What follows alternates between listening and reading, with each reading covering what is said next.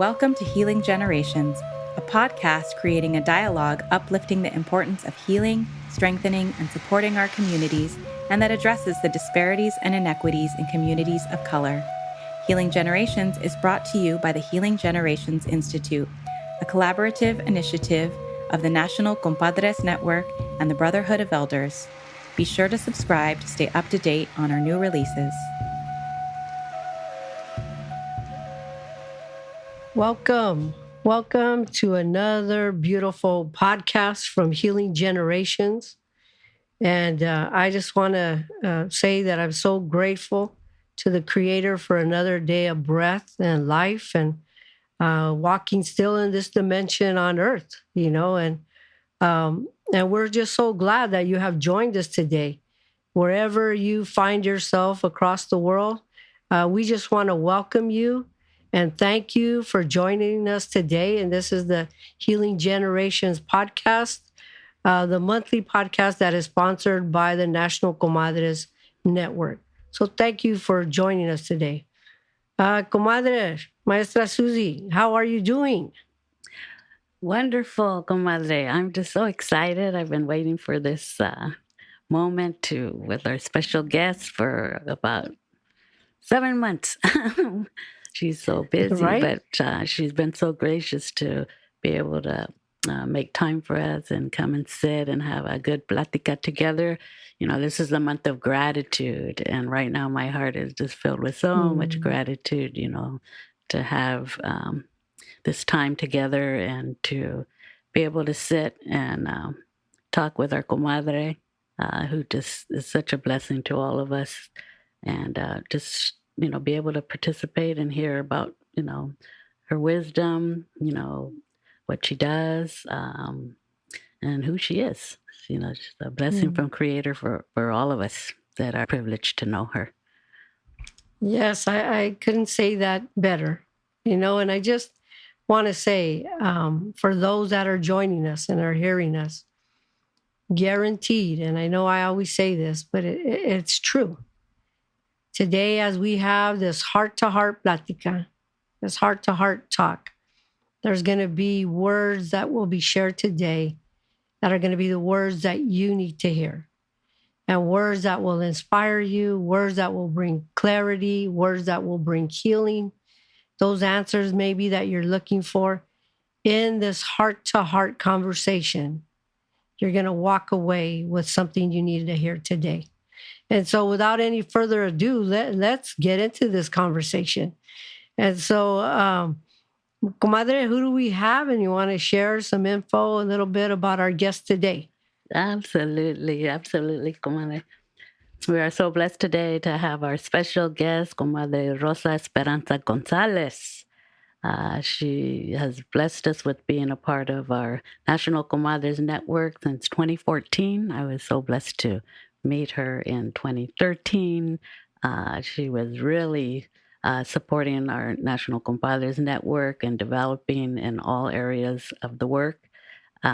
She's an amazing teacher, facilitator. She's just filled with so much knowledge and wisdom. My nickname for her is Ojos de Dios, the eyes of God. She has that beautiful gift of being able to see ahead and help plan and help facilitate and make all of our visions. She's helped many of my visions and dreams come true, as well as the organization. Just been so blessed to be able to sit with her in so many círculos for healing, working with our mujeres and our young girls, many ceremonias, as well as developing and working on projects together. In addition, she's also the director and founder of Facilitating Power, facilitating leadership and cultivating the practice of a living democracy, which I'm sure she'll talk about. But most of all, if I had to sum it up in just a few words, I would just say she's an enormous corazón de oro, a heart of gold. And I'm so, so blessed to have you here, comadre. So I'm going to pass the palabra to you and let you share a little bit about yourself, your familia, your background. Tell us a little bit about who you are. Wow. Thank you so much, comadre. So I know this is just audio, but if you could see me, you'd see my smile from ear to ear. I just feel so blessed to be here with two just incredible maestras who've been such a blessing in my life, and then to be here with everybody that's listening, and knowing that we're all connected, and through our life lessons, through our teachings, and through our corazones. So what a blessing. I'm like, when you say I'm busy, I'm like, I'm never too busy to be here with you two, and with our big and wide community. Let's see. Yeah, Rosa Esperanza González. I'm the daughter of Meredith Moore and Jorge González. I'm the wife of Luis Chago Juarez, and we live in Salinas, California, which is the lands of the Ohlone Costanoa Esselen Nation. I grew up just down the way in Chumash country, in also here on the central coast of California. And background, my people are Mexican from Mexico City, Maya Quiche from the western highlands of Guatemala, Chichicastenango specifically. Let's see, from Europe, Spanish, Italian, and Irish. And I think, most of all, my people are all of us who are working in our way, in our own ways and different ways to repair the harm that's been caused by colonization, by slavery, by the exploitation of workers, the extraction of resources, all of those sort of desecrations of the sacred. Everybody that's working to repair that harm in some way. Those are my people. What else? What else can I say? Well, let me help you here, because I know a little about you. I would love for you to share with our audience, right, and give that visual of the way that you grew up, right, and because you have one of those experiences of not just learning and hearing about history, but actually being part of that, some of those historical things that happened. And so, can you just share, Rosa, with our audience, how it was for you growing up and the parents that you had and their journeys, and really, how you were introduced actually into this way of life? Yeah, my parents met in Santa Barbara, California, at the Casa de la Raza, at a United Farm Workers Support Committee meeting. And they started organizing together around the farm worker struggle and around local labor issues. And, they didn't stay. My parents, they were only together for the first 2 years of my life. But in those first 2 years, they were so active.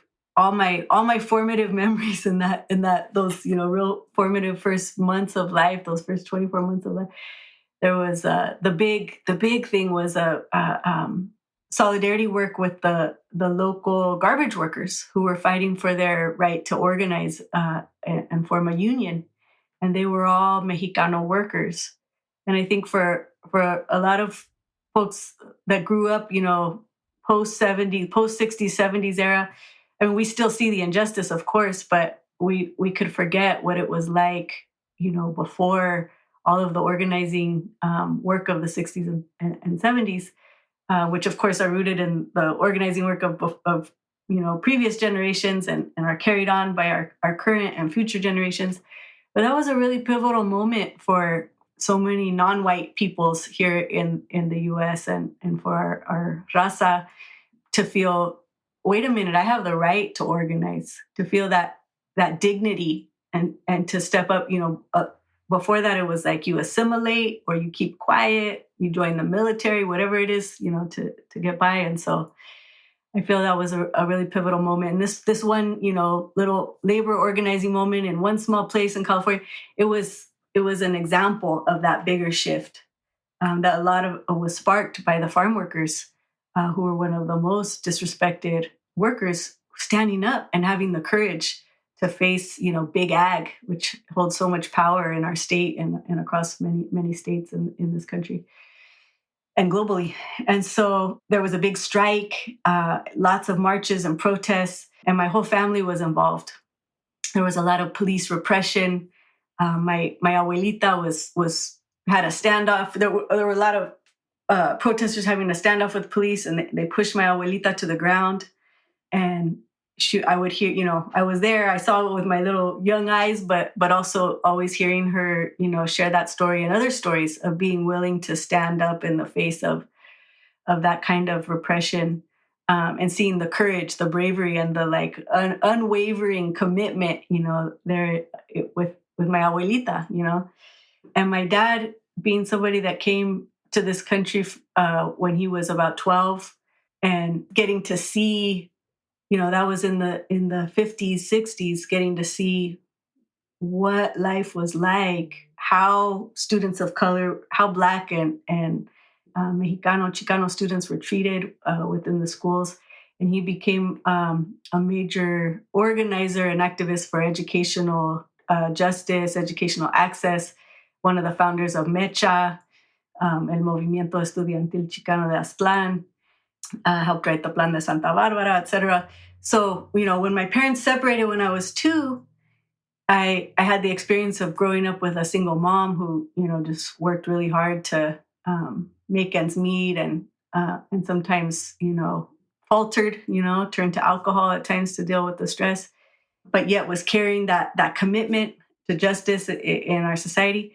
And then my dad, who really was more of a mentor than a dad when I was a kid, and I would go and stay with him, and it was always just meetings and marches, and then the times that we would have together, he would use those times as a way to help cultivate how I saw the world, giving me a bigger view of the world than he knew I would gain in our public schools as a Chicana student, or as a student of any ethnicity, because we know our schools don't teach us the whole history, and in particular, they leave out, the histories of our people. They leave out the history of Black Americans, of Asian Americans, of Raza, of native peoples. And so I gained that. I had a whole other education going on outside of school. And I really didn't like school, but I had this motivation. I was taught that getting that education, getting that degree was a revolutionary act, and it would give me access to the kinds of influence and decision-making power that could help begin to transform the system. So that's what motivated me to invest in my own education, mostly outside of school. And then I would be in class questioning, and it was really having that critical lens. I feel like that's what allowed me to move forward in school, because I didn't feel like my job was to get the right answer. I felt like my job was to be a thinker, and to gather knowledge, and to question all that wasn't right in what we were teaching. What we were learning. And then also, even though I experienced a lot of that, the complexity of the Movimiento Chicano, where, there's both the sort of hardcore revolutionary stances where it's like, if you're not, and my dad really held this stance around for a lot of his life, that if you're not out there directly organizing with the workers, what are you doing? So sometimes that felt, even though I was an I really had the artist's heart, I didn't feel I had the right to pursue art as I felt like I had to be, more direct sort of word. And yet I also got to experience so much of a cultural organizing and the reclamation of our indigenous consciousness through the same, Movimiento Chicano, and through the solidarity work with Native people of the North. But at 12, my stepmom took me to my first sweat lodge ceremony. That first one was all a community sweat, and it was Lakota.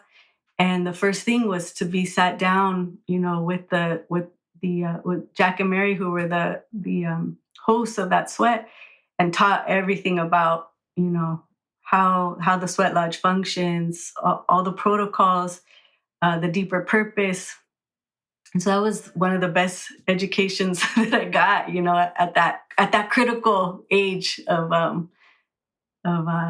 coming into my young womanhood. And then my second sweat lodge ceremony that also my stepmom brought me to was a women's sweat. And to be able to sit with there in Círculo inside the lodge and to witness the truth telling, the healing, the tears, the laughter. And I felt my heart open up, and I felt, oh, we have the capacity to heal ourselves and each other by opening our hearts and just being witness to each other, and then of course with the good medicine, they're in ceremony. So I feel so grateful. There's a lot of sacrifices of growing up as a kid in movimiento space. You don't get that a lot of direct parenting, but I feel so grateful for all of the teaching and for being able to get that alternative education that helped me see, oh, there's a whole other way. This is not the way the world needs to be. And I feel like that's the biggest lie that we're taught, is like, this is just the way it is, or greed is just human nature, and that's not true. Our people have lived in balance with each other, with our ecosystem, with all of our relationships for thousands of years. And I feel so lucky to have, been shared and given glimpses of that at a young age. Gracias, comadre.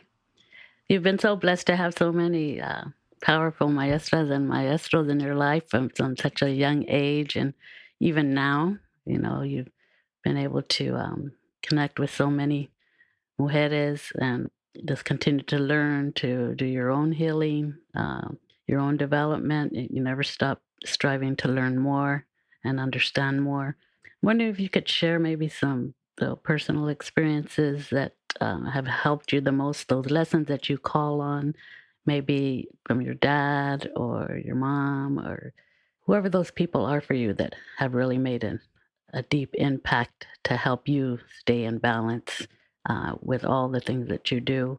I also know that aside from all your advocacy work and facilitating power, you also have a deep love and devotion to dance, to música, all those healing arts that bring so much healing, not just to ourselves, but to those that get to witness that. I don't know if maybe you want to share a little bit about that. Yes. I think, and I've been trying to do a lot of interviews of my dad. He now has Parkinson's, and like I said, he's been a mentor to me my whole life. And now we're like good friends. And we kind of acknowledge that, we're friends. We're on this journey together. We learn together. That's like how we have fun, as we'll read poetry or talk about things or look at photographs we've taken. But I've been trying to interview him and capture as much as I can, as he still has the capacity to use his voice. And I asked him, what lesson do you hope you passed on to your kids? And he said something like, to be respectful of all people, all beings.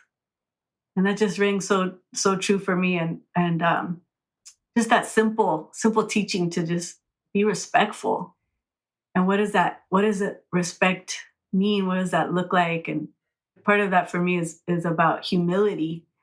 Not humility in the sense of like shrinking or being small, but humility like being close to the earth and recognizing, honoring that connection to the earth. And I think I could have a tendency to get too in my head, which can disconnect me. Or we're always connected, but can keep me less aware of that connection. But yeah, I would say humility, being in close connection, recognizing the relationship to the earth. And the biggest part of that is listening. So I think listening is probably the greatest gift that has ever been given to me, and that I try to share, in my work and in my relationships. Listening to what people are saying, listening with my heart, and then listening to the land, and to the elements, just like, even the simple thing of predicting the weather, just by like feeling the air and listening, what is rain coming, what messages are in the fog, and just the joy of that. The other thing I would say, really coming from my parents, from my dad more in a intellectual way, and sort of the one kind of sparking this wonder in the universe, right? This like having an inquiring mind and looking at the world as this as a great mystery, and just like the whole like wow, the the awe, having awe in the beauty and of the unknown. And then from my mom, she kind of has that mischievous spirit, and just like kind of tapped into the magic, and she would play tricks on me, or like, make surprises or little things that even if we didn't have much materially, I felt rich in just the serendipity of life. Or one time she blindfolded me and took me to this undeveloped piece of land that overlooked the ocean, right at sunset, and then took off the blindfold. I was like, and it was right when I was, like 13 or 14 and starting to get caught up in all the like social stuff of early teenage life.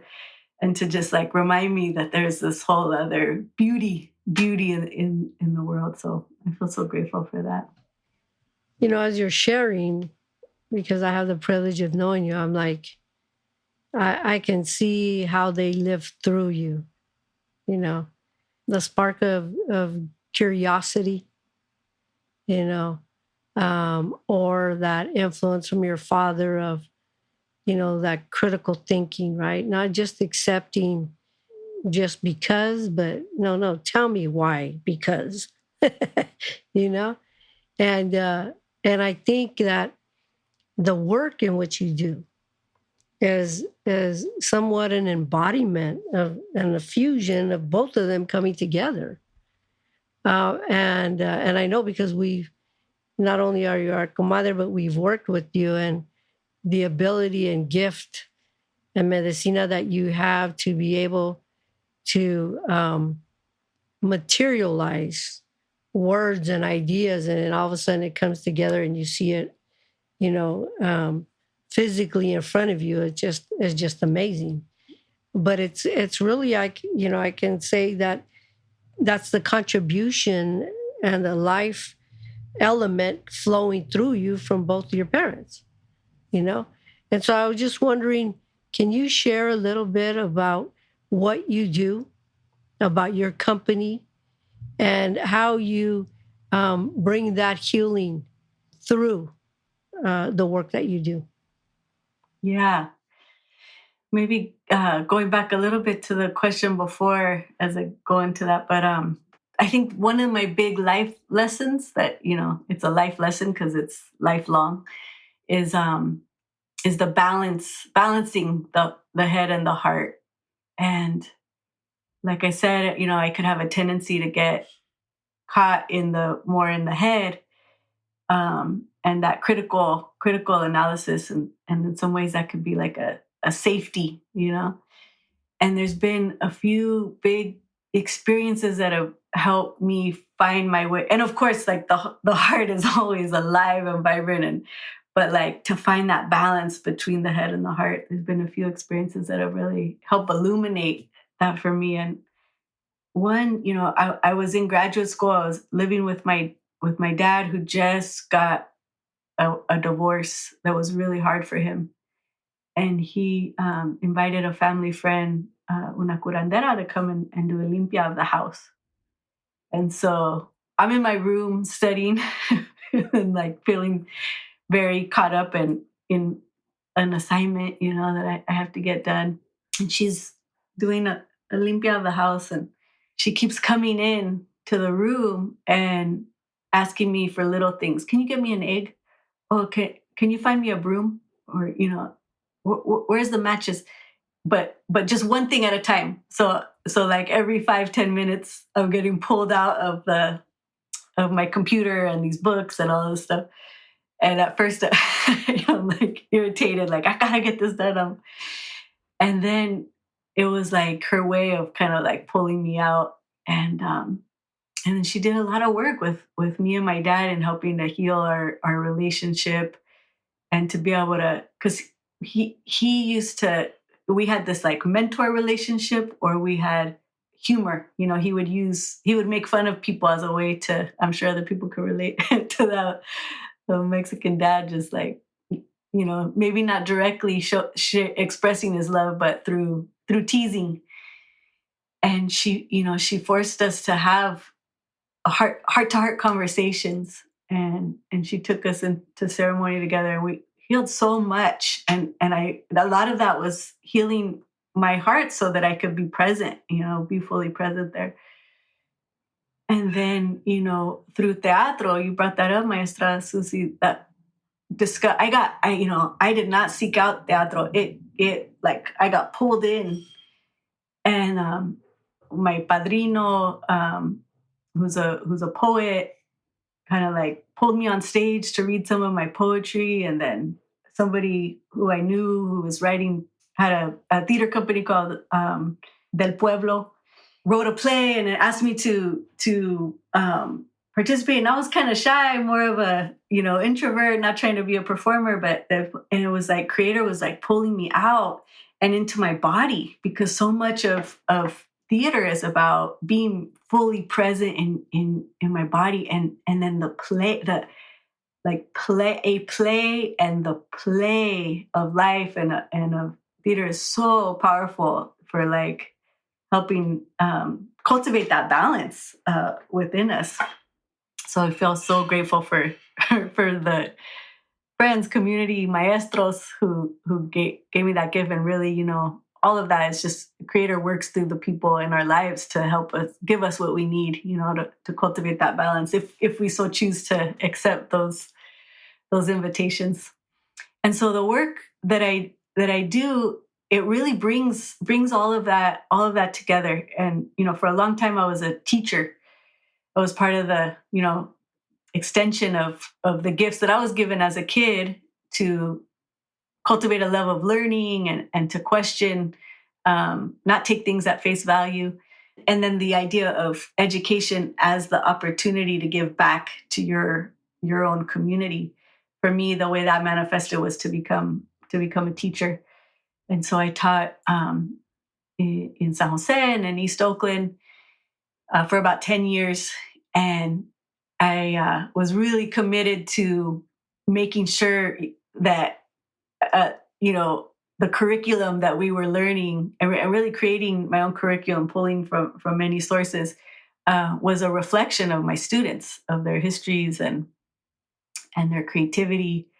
And, my students were mostly, Black, brown, Southeast Asian.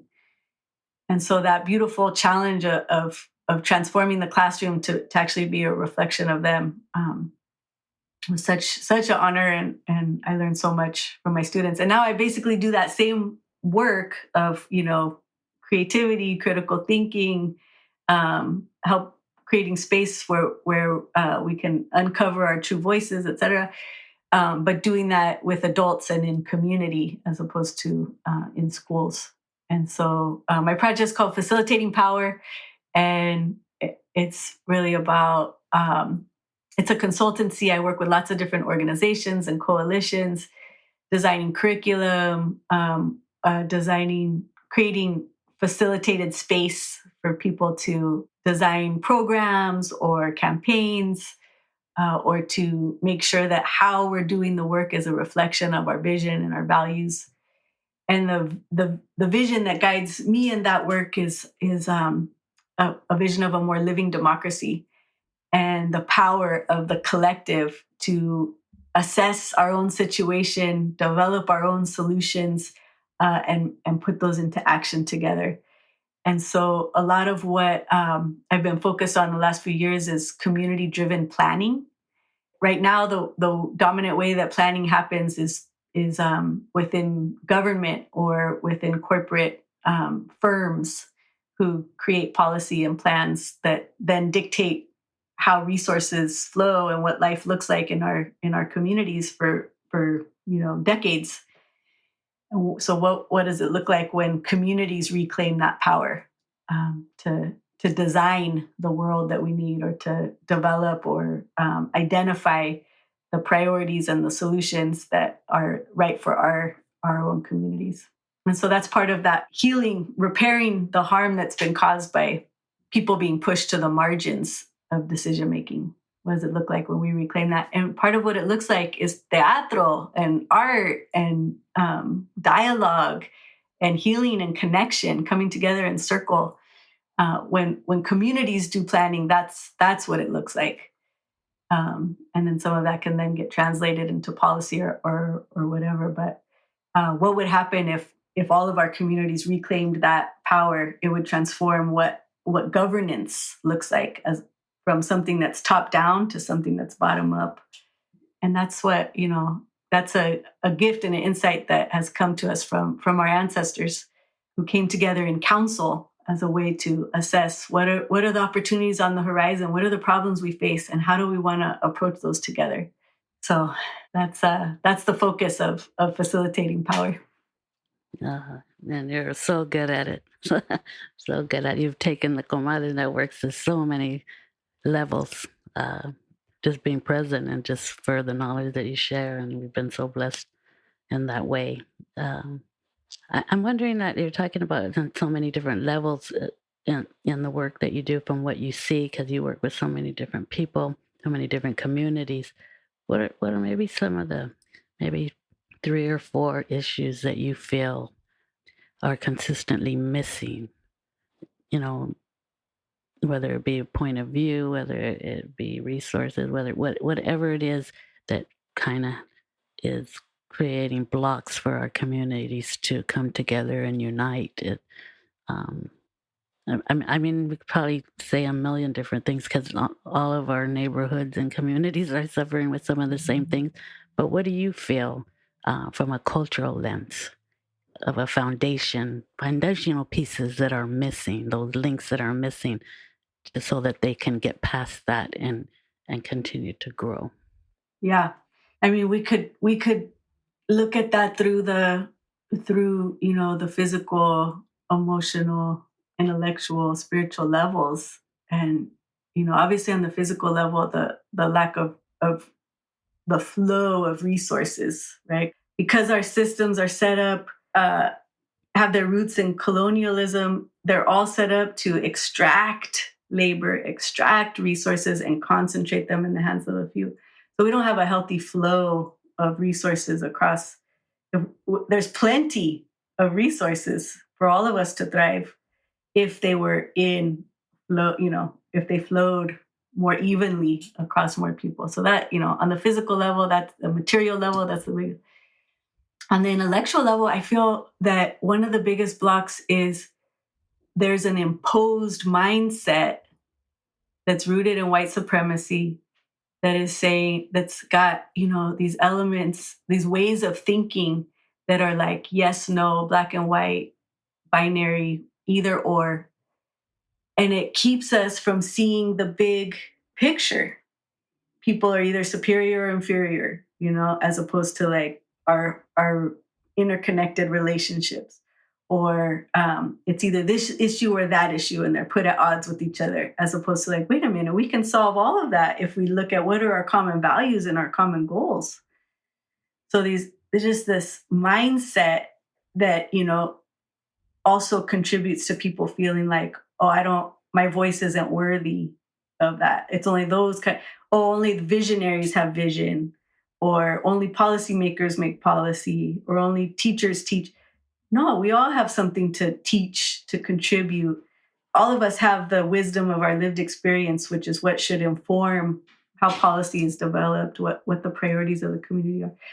So yeah, that fundamental mindset, I think that and part of so many of the groups that I work with, and people are aware and becoming increasingly aware of this, even groups that our purpose is to transform the system or to, get resources for our community. our whole organizational structures, being dependent on philanthropy, etc., it's all rooted in those mindsets. And so it's not just like a white thing or only those people have it. We all, because school is also reinforcing it on a daily basis. The media, we're bombarded with a mindset that keeps us blind to our own power, our the cultural wisdom and knowledge that's needed to actually solve some of these bigger issues like the climate crisis.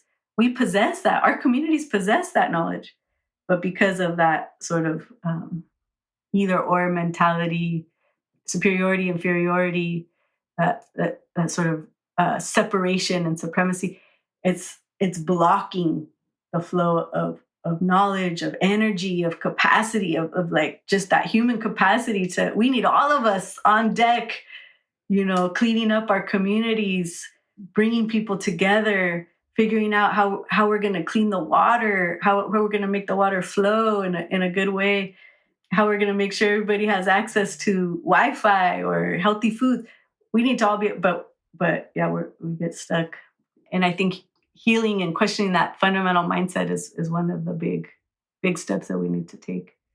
And then the other piece, and part of why one of the many, many reasons I'm so grateful to be a part of the National Comadres Network and be connected to such beautiful and brilliant maestras such as yourself, is the lack of acknowledgement of spirit within us, between us, in everything that we need to live. And that's something, I hold in my heart and is like operating under the surface in terms of how I do the work that I do. And yet that's one of the biggest questions, like, how can we more fully integrate that acknowledgement of and presence with the spirit in all things, non-religiously, just about like, and I think I've heard you say it before, Maestra Deb, of that which gives us life. How can we be honoring that in all that we do, in an explicit way, in a way that brings us together? On this journey, right? It would be great if it was just a smooth ride. Mm-hmm. Mm-hmm. Well, I mean, we think it might be great. It might not be that exciting, actually. But I'm just wondering, because you have been involved in a lot of things and some really, monumental and very challenging things at the same time. And I'm wondering if you could share an experience to where, you thought, I don't know if this is going to make it. I don't know if we're really going to be able to do it, or even if you had doubt. But somehow, because of these principles, because of digging and connecting, to our ancestors, or culturally, or connection of the heart, somehow that challenge or that healing was able to happen, in that situation that I was like, oh my God, are we going to be able to do this or not? Could you share one of those experiences with us? Well, one, I feel like those are happening every day on some level. It's like,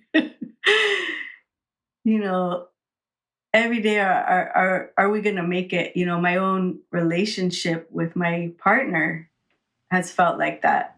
And, we both have a lot of fire. And for a long time in the first, however many years of our relationship, if I was mad, he was more mad, which would make me more mad. And and it just felt like we're stuck in this like huge fire that just kept growing. And, we would just tire out. Like that was the only thing that would stop the fire from. And so, and then similarly with my own sort of workaholism and, just like how am I going to get out of this rat race of like always, running my engine too long or whatever. And it was through ceremony. Ceremony is what brought me and my partner together, and then through meditation and calming the mind, which I had never thought that I would be able to do, because I was always just like running, and through like that consistent daily practice. And I was lucky enough, like you said, maestra, somehow like maestras will come into my life and help, and whether they're there long term or it's like creator comes and just says, hey, have you thought about this? And then say, oh. And a maestro came into my life and showed me how to meditate and how to be consistent, and just to calm the mind every day and tune in to myself. And then it got me out of those vicious cycles that were like draining my energy and putting me on an unhealthy path. It helped me where I thought I couldn't get out of those. It helped me reset. My partner, my husband, sees this. He also starts, and then that 100% has saved and sustained our marriage and our relationship. And I think it's the same thing with organizations that I've worked with, where it's like, how are we going to do this? And it can feel impossible when there are so many tensions and competing interests. But then we'll just take a moment to step back, to take a breath, to take a collective breath, to expand our field of vision. Space, we talk about the 4 elements: water, fire, earth, air. Space is the 5th element in which all of those 4 elements exist within. We're made of space. We exist within infinite space. And when we take that time to connect to space, then I think it opens up so much possibility. And then it's through connection, commitment, and connection to one another. We, which is already there. I think we have to cultivate, we have to nurture our relationships, our connections. But I think we assume that they don't exist and I've got to somehow make a connection. But the connection's already there. It's just, do I have the eyes to see it? And in 2017, Trump got elected. There was a whole series of really intense storms that I think followed some of the fires before that. So there was like mudslides, and where we lived in San Jose, there was the creek flooded because it hadn't been cared for. They didn't have the monitor system set up on the big dam nearby. It overflowed the creek, and it flooded the Vietnamese and Spanish-speaking neighborhoods. Right, all the other neighborhoods somehow their sewage systems were functioning, but in our neighborhoods, it was a massive flood, and with no warnings, and definitely no warnings in the languages that the majority of people spoke in those 2 neighborhoods. So there were abuelitas who were, having to wade through contaminated water to get out. It was intense, and our basement completely flooded. Our neighbors' houses flooded. It was just 8 feet, 10 feet of brown water, and our whole street was like a river. And what happened? The city didn't show up for 48 hours. We didn't see anything, any support from the city. But what did the neighbors do? We all helped each other. Everybody turned towards each other. People who I had never talked to. This one neighbor, to the left, and we see him the next morning. Oh my God. And he's like, we're always working. We don't take the time to get to know our neighbors. And we just, we rented a pump. We shared that pump with everybody that we could around. Somebody else had a high pressure water hose that could get the mud off the houses and the cars. The neighbors across the street, their house was a complete goner. And they were coming over and helping us move our debris, and it's just like, that power of human connection. And it took a year to recover. And sometimes it felt like there was no way. But I think just that sense of, seeing yourself in each other and that willingness to help, that spirit of service, of connection, of community, that just like pulled us out. And you hear that over and over again in the big, floods and crises. It's like you think no one notices you or that your neighbors don't care about you, but then, there's a flood or a fire, and all of a sudden it's like we show up and we help each other out. And that just so one of the things that happened during that was I just kept, because of having that practice of ceremony, of meditation, of connecting to the self. We're going through all that, and I just every day, just what am I grateful for, and just counting all of the blessings. And there were so many. I mean, it was infinite blessings were all around us through that whole time. Even though we couldn't live in our house, even though it was like people were breaking out with rashes from the contaminated water, so much stuff destroyed. Something about being in gratitude every day.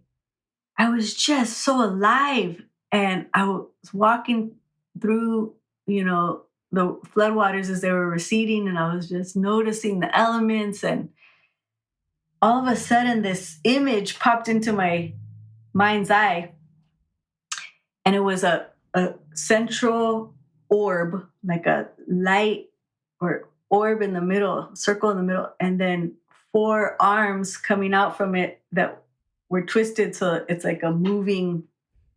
And it was just like so clear, and it just spoke right to me that like that was my purpose or something. And it was just in the form of this symbol. And so I was like started journaling and thinking about that. What is this?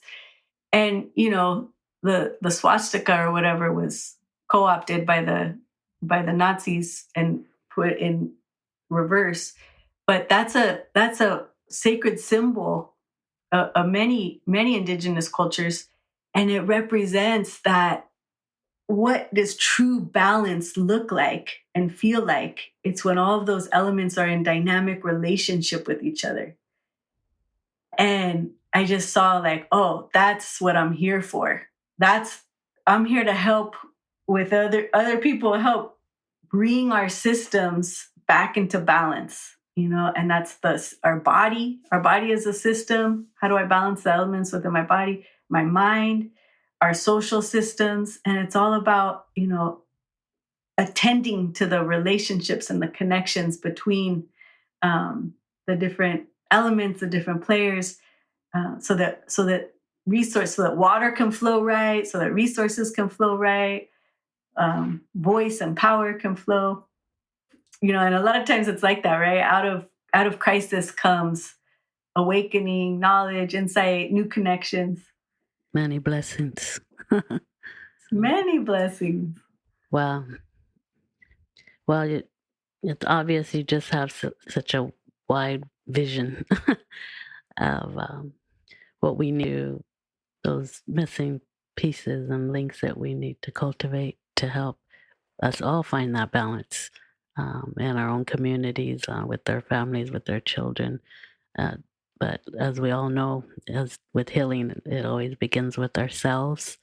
Um, I'm wondering if we could get a little up close and personal. And what does Rosa do? What helps Rosa with everything that you do and all the service that you provide for so many people to help make their dreams come true? What is it that grounds Rosa? What helps Rosa's connect and find her balance with her cari corazón, her head and her heart?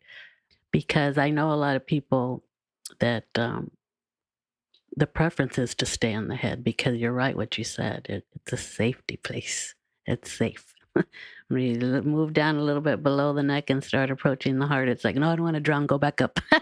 Come back up for air. It's kind of intimidating when we're not used to residing there.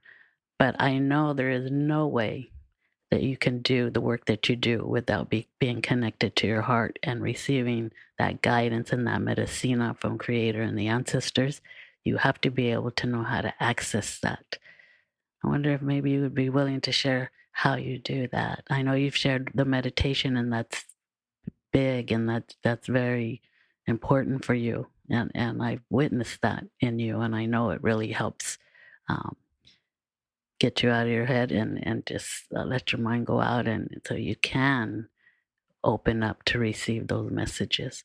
Um, I wonder if you want to share, if you're willing to share, what are some of those other things? Because I think there's a lot of us, just naturally as mujeres, we just get on that hamster wheel and we stay there, and that begins to be home. That's normal, but it's not normal, but it becomes our normal. Yeah. But how is it that you've been able to find that balance? Yeah, I can relate to that hamster wheel so much. And, the meditation, it gave practices daily. And I can't emphasize enough the importance of consistent. It's not like, oh, I'm going to go do a meditation.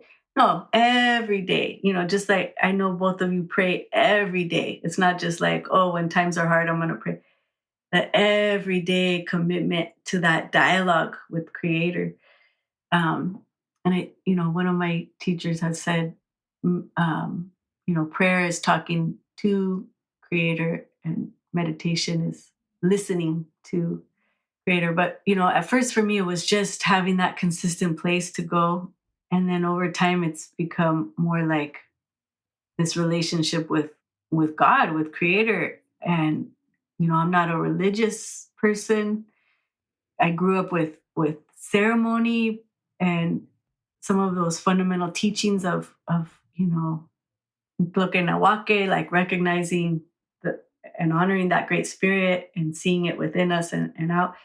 But in some ways that I didn't know if I was totally accepted by God, by Creator, by that bigger. And I realized through meditation that was a huge block for me, was like that I had to prove somehow. I was trying subconsciously. I was trying to prove my worth to myself, to God, and so just like that exhale and that and I've had these moments through breathing, through meditation, of like, oh, no matter who and how I am 100% accepted and of this creation. And then just getting that glimpse, it helped me see how far I was from that knowledge, that understanding. Mm-hmm. So in the last, few years, and I've always had, like, I always loved the earth, like there's just a love with our Mother Earth. But I didn't know that I could have a direct relationship. Mm-hmm. And the beautiful thing about the earth is she's that unconditional love. She's just a complete embodiment of that unconditional love. So I had this experience where I was taking a hike with my husband, and I can't remember what issue we were having, but I felt I was just all in my head and all, emotional and upset, and there was things I wanted to say to him, but it was just like, and I was just losing. I was not enjoying the hike at all. I was just and it was like somehow I got a message from the land beneath our feet that I could say all of that to the land. And so we didn't talk the whole hike. I just, in my head, I didn't talk out loud because my husband was there. I was just talking in my head to the trail, like she was my therapist. I cried, I laughed at myself. I went through a whole journey, and she heard every word, and she absorbed all of that. And she has that infinite capacity to absorb any tears, any fears, doubts, self-criticisms, criticisms of others, like all that stuff, all that extra baggage that we're carrying around.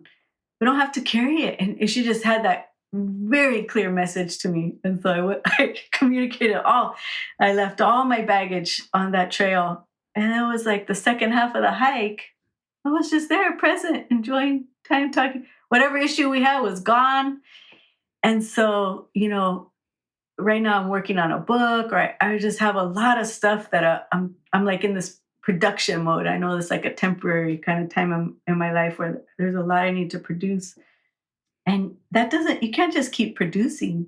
You have to take time to disconnect, to go inward, and most importantly, to be in dialogue with this earth, with this land, because anything I need to put out into the world or produce, she already has it. It's from her, right? Anything that we're going to express is coming from our mother.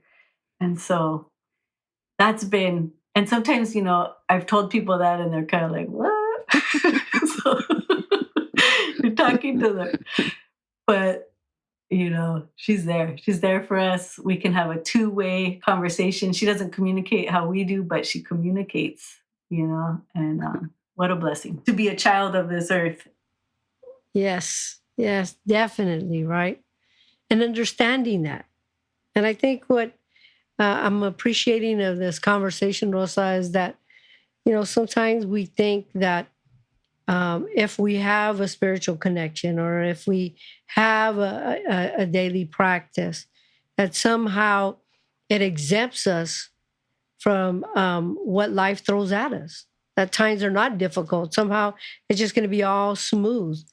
But the reality is that life challenges will always be.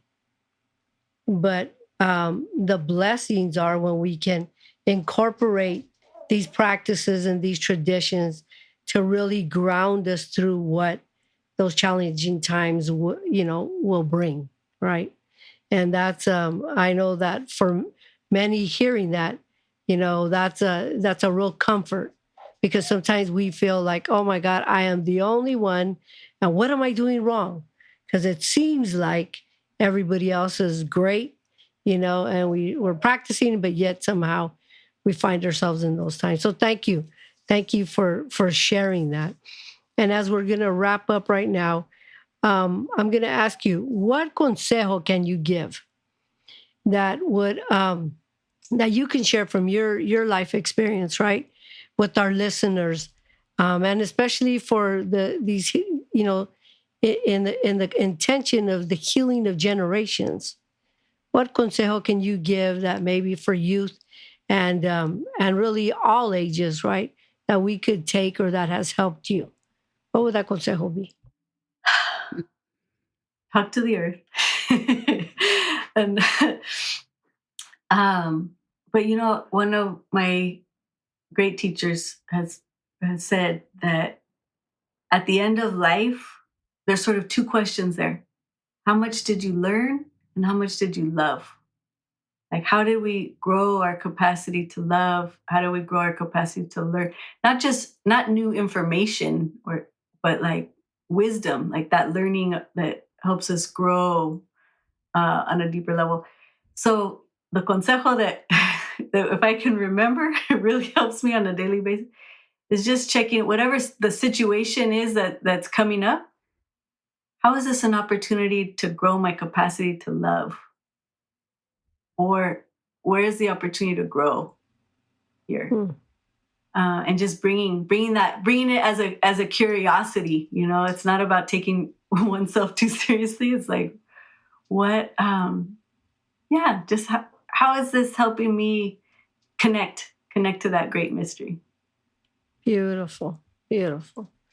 Well, I certainly want to thank you. Thank you for sharing your time with us, and just I know you really minimized that you don't have things to do. You are booked, lady, every day. I know, so we're so grateful for this time that you have spent with us. And also, to everyone listening, we're so grateful that you have chosen to spend this time with us too, because you too took time out of your busy schedule to join us here today. And as we're ending here, I just want to remind our listeners, this is hosted by the National Comadres Network. And if you want more information, we are on the National Compadres Network website And if you look under Women and Girls Work, you will find us there. We have other things that will might be of interest to you. So please check us out and like us and love us and do all the little signs on social media that will help us out here with our podcast. But Comadre was another beautiful podcast, spending time having this heart-to-heart with our Comadre Rosa González. And yeah, it's another wrap for another podcast. So with that, this is Maestra Deborah Camarillo thanking you for joining us today. And Maestra Susana Armijo, my heart is filled with gratitude. Gracias, Comadre Rosa. Thank you. I love you. Te amo mucho. And with that, we'll say bendiciones until the next podcast. Adelante. For more information about Healing Generations and the Healing Generations Institute, visit nationalcompadresnetwork.org and be sure to subscribe to stay up to date with our new releases.